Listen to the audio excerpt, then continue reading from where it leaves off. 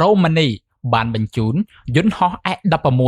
ទៅបាញ់ទម្លាក់យន្តហោះគ្មានមនុស្សបើករបស់រុស្ស៊ីមួយគ្រឿងទីក្រុងមូស្គូបានបង្កើនកងទ័ពកូរ៉េខាងជើងចំនួន 30,000 នាក់បន្ថែមទៀតដោយពេលនេះរ៉ូម៉ានីបានបាញ់ទម្លាក់យន្តហោះគ្មានមនុស្សបើករបស់រុស្ស៊ីចំនួន1គ្រឿងដោយពួកគេបានបញ្ជាក់សារជាថ្មីថាការបញ្ជូនយន្តហោះគ្មានមនុស្សបើករបស់រុស្ស៊ីចូលទៅក្នុងដែនអាកាសរ៉ូម៉ានីគឺជាការរំលោភទៅលើអធិបតេយ្យភាពប្រទេសអ៊ុយក្រែនក៏បានបង្ហាញផងដែរថារុស្ស៊ីបានធ្វើការចល័តទ័ពបន្ថែមដើម្បីធ្វើការវាយប្រហារទៅលើប្រទេសអ៊ុយក្រែនកងទ័ពរបស់រ៉ូម៉ានីក៏បានធ្វើការបញ្ជូនយន្តហោះចម្បាំង F-16 ដើម្បីបាញ់ទម្លាក់យន្តហោះគ្មានមនុស្សបើករបស់រុស្ស៊ីមួយគ្រឿងនៅលើឆ្នេរសមុទ្រខ្មៅនៅឆ្នេរសមុទ្រសូលីណានេះគឺជាថ្ងៃទី3ជាប់គ្នាដែលរ៉ូម៉ានីបានបាញ់ទម្លាក់យន្តហោះគ្មានមនុស្សបើករបស់រុស្ស៊ីចាប់តាំងពីថ្ងៃសុក្រមកយន្តហោះគ្មានមនុស្សបើករបស់រុស្ស៊ីចំនួន3គ្រឿងត្រូវបានបាញ់បំផ្លាញ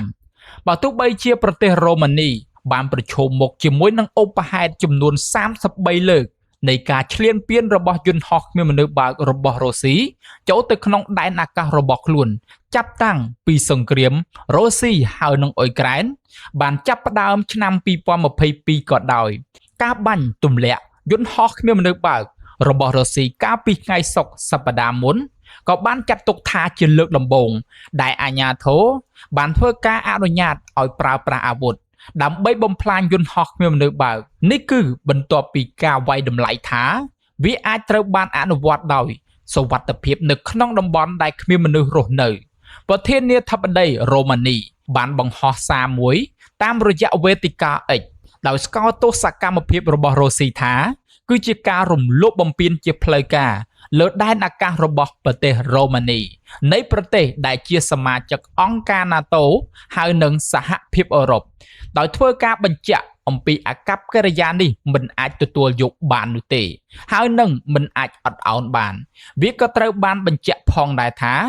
យន្តហោះគ្មានមនុស្សបើកដែលត្រូវបានបាញ់ទម្លាក់នោះគឺជាយន្តហោះគ្មានមនុស្សបើក Model Shahid ដែលរុស្ស៊ីបានធ្វើការប្រើប្រាស់នៅក្នុងការប្រតិបត្តិការយោធានៅក្នុងប្រទេសអ៊ុយក្រែនដោយទន្ទឹមនេះក្រសួង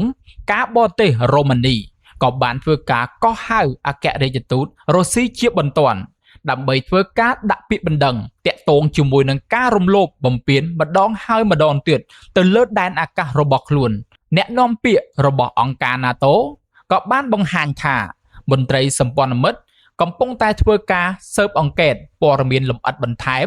អំពីឧបហេតុនេះនៅក្នុងចំណោមការពង្រឹងសមត្ថភាពការពារដែនអាកាសរបស់រ៉ូម៉ានីហើយនឹងអង្គការ NATO តាមបណ្ដោយស្នេហ៍សមុទ្រខ្មៅរុស្ស៊ីមិនបានធ្វើការអធិប្បាយឬក៏បញ្ជាក់អំពីឧបហេតុនេះនៅឡើយនោះទេប្រធានាធិបតីអ៊ុយក្រែនក៏បានថ្លែងថារុស្ស៊ីកំពុងតែធ្វើការពន្លឿនការទិញកងទ័ពបន្ថែមសម្រាប់ធ្វើការឈ្លានពានទៅកាន់ប្រទេសអ៊ុយក្រែនព័ត៌មានចុងក្រោយបំផុតក៏បានបង្ហាញថារុស្ស៊ីបានស្នើសុំកងទ័ពបន្ថែមចំនួន 30,000 នាក់ពីកូរ៉េខាងជើងរួមជាមួយនឹងប្រព័ន្ធបាញ់មីស៊ីលដើម្បីធ្វើការគ្រប់គ្រងប្រតិបត្តិការយោធារបស់ប្រទេសរុស្ស៊ីលោកប្រធានាធិបតីអ៊ុយក្រែនលោកសេឡេនគីក៏បានបញ្ជាក់តាមវេទិកា X ថារុស្ស៊ីកំពុងរៀបចំកងទ័ពថ្មីដោយការរៀបចំបានចាប់ផ្ដើមតាំងពីខែមិថុនាមកម្លេះបន្ថែមពីការបញ្ជូនកងទ័ពបន្ថែមទៀតកូរ៉េខាងជើងក៏បានកំពុងតែរៀបចំផ្ដល់នៅរុស្ស៊ីនៅប្រព័ន្ធបាញ់មីស៊ីលបន្ថែមទៀតផងដែរដោយកិច្ចសហប្រតិបត្តិការយោធារវាងប្រទេសទាំងពីរមិនត្រឹមតែបង្កជាការគំរាមកំហែងទៅកាន់ប្រទេសអ៊ុយក្រែនតែប៉ុណ្ណោះទេប៉ុន្តែវាជាការផ្ដល់ឲ្យកូរ៉េខាងជើងនៅបទពិសោធន៍ប្រយុទ្ធពិតប្រាកដផងដែរនេះក៏អនុញ្ញាតឲ្យកូរ៉េខាងជើងបានធ្វើការអភិវឌ្ឍនៅបច្ចេកវិទ្យាអាវុធហើយនឹងបង្កើននៅសមត្ថភាពយោធារបស់ខ្លួននេះអាចមានផលប៉ះពាល់ទៅដល់ប្រទេសអាស៊ីជាច្រើននៅក្នុងការបាញ់មីស៊ីលរបស់កូរ៉េខាងជើង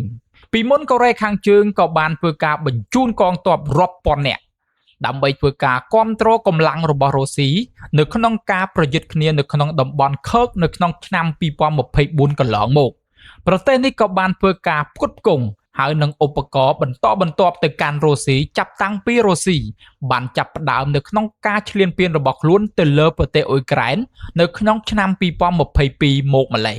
ទន្ទឹមនឹងនេះដែរមន្ត្រីកូរ៉េខាងត្បូងក៏បានបង្ហាញថាទាហានកូរ៉េខាងជើងចំនួន 2000 នាក់បានស្លាប់ខណៈពេលដែលកំពុងជួយរុស្ស៊ីនៅក្នុងការប្រយុទ្ធគ្នាជាមួយនឹងអ៊ុយក្រែនកិច្ចសហប្រតិបត្តិការរវាងរុស្ស៊ីហើយនិងកូរ៉េខាងជើងគឺកាន់តែរឹងមាំបន្ទាប់ពីប្រទេសទាំងពីរបានចុះហត្ថលេខាទៅលើកិច្ចសន្យាស្ដីអំពីជំនួយយោធានៅក្នុងឆ្នាំ2024កន្លងមកកាលពីសប្តាហ៍មុនមន្ត្រីការបរទេសកូរ៉េខាងជើងក៏បានទៅទស្សនាទីក្រុងមូស្គូ